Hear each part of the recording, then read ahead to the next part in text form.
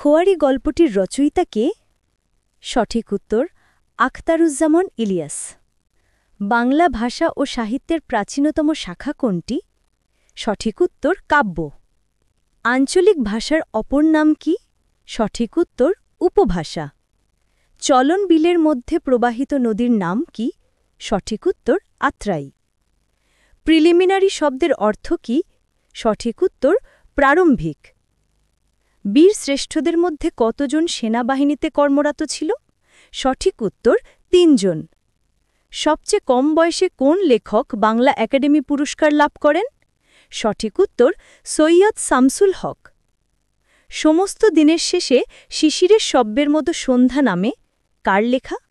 সঠিক উত্তর জীবনানন্দ দাশ। একটি অপূর্ণ বাক্যের শেষে অন্য বাক্যের অবতারণা করতে কী চিহ্ন বসে? সঠিক উত্তর কমেন্টস করুন। ভিডিওটি সম্পূর্ণ দেখার জন্য ধন্যবাদ।